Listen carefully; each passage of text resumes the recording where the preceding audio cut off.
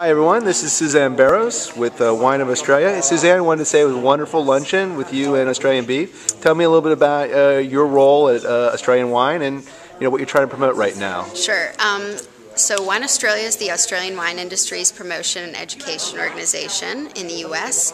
And my role with Wine Australia is just doing promotion and education with the trade, specifically on the East Coast. So I come down to D.C. once a month and I do classes for sommeliers, focusing on Australian regionality. We're trying to show the diversity going on in Australia. Australia produces incredible Rieslings, incredible Chardonnays, Pinot Noirs, just basically trying to show that there's a world of Australian wine beyond Shiraz. So tell me a little bit about this classroom. So you've got sommeliers in there, you've got 6 classes. So what are you covering right now? What are the major varietals or regions you're covering? So the classes are organized, they're focused on regionality, but in order to showcase the regionality best, we decided to make the classes varietally focused. Okay. So the first class is on Riesling and Pinot Noir. So we talk about Riesling and the areas that it does best in Clare Valley and Eden Valley and Great Southern, and where those regions are in Australia and why Riesling does so well in those regions. And then we do the same thing with Pinot Noir. So it's like a 45-minute presentation, and then we move on to a tasting where we showcase 10 to 15 examples of each varietal. Okay. So that Riesling and Pinot Noir is the first class. The second class we showcase crisp whites, which basically is anything from like Semsov Blanc blends from Western Australia to dry Semillon to Australia's incredible sparklings. We do a class that just exclusively focuses on Shiraz because Shiraz is grown everywhere in Australia. Of course, very common, yeah. So Shiraz takes up its own class. Isn't it Shiraz? Shiraz, yeah, excuse me. We've got Cabernet and a Chardonnay class, and then Grenache blends and the Stickies. Now let me ask you, Stickies, well, I'll ask you again about that. On a personal note, what made you decide to get into the wine industry? How did you get started? I got in the wine industry because I loved wine. I'd taken a stab at 2 other careers, and neither one of which You want to mention what they were?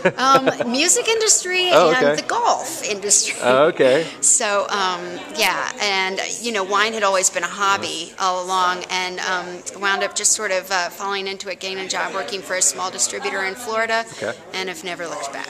So, no, you also work for an Italian importer for a while too. So you have the only reason I ask that is you have a wide range of interest in wine. Yeah. And currently it's Australia. And I think that's a kind of a neat way to go. And I never really chose to go that way, but working in a particular job where you're just focused on one country's wine, you get the opportunity to get really immersed. Right.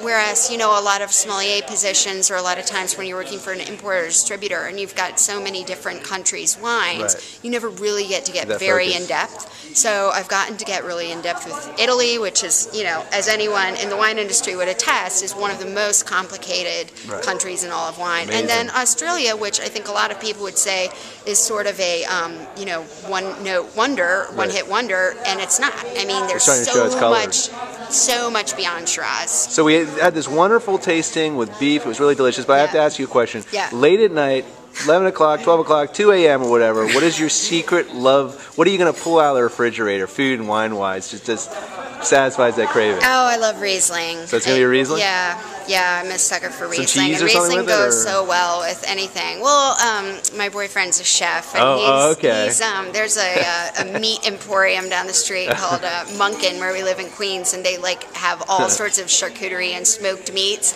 So we always have a big stash of smoked meats in the refrigerator, and Riesling goes really well with those. Sounds really good. Hey, thank you, Suzanne. This is Suzanne Barros, Charlie Adler with I Drink on the Job. Thanks.